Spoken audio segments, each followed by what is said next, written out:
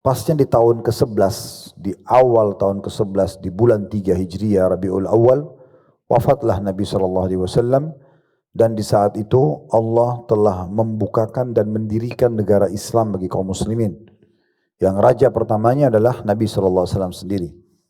Peraturan diterapkan adalah peraturan Allah, syariat Allah Subhanahu wa taala berdasarkan Al-Qur'an dan Sunnah.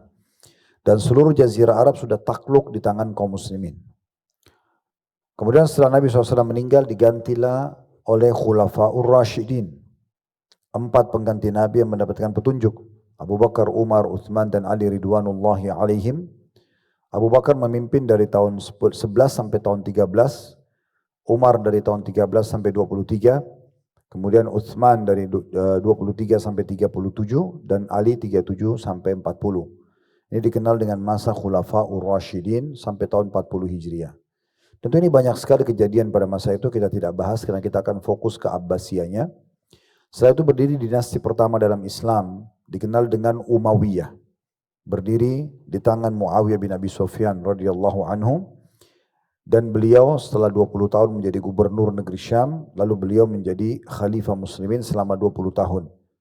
Ibu kotanya di Damaskus, berdiri dari tahun 40 sampai 132 Hijriah. Lalu setelahnya berdirilah kerajaan Abbasiyah yang sedang menjadi fokusan bahasan kita. Dan ini cukup lama berdiri, dari tahun 132 sampai 656 Hijriah. Dan fase kerajaan Abbasiyah ini dibagi menjadi 4 oleh para ulama. Fase keemasan, kejayaan itu di awal-awalnya.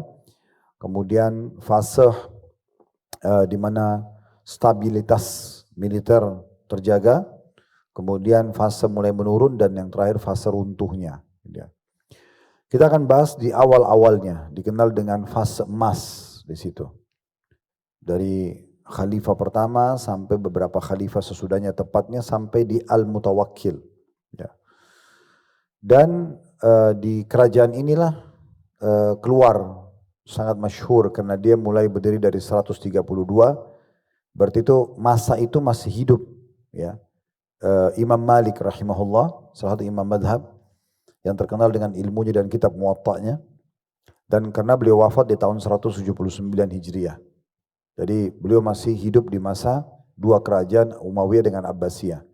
Kemudian Imam Syafi'i juga ada di masa inilah, ya, masa keemasan ini, dan beliau wafat di atas tahun 200-an. Imam Ahmad juga di masa inilah keluar.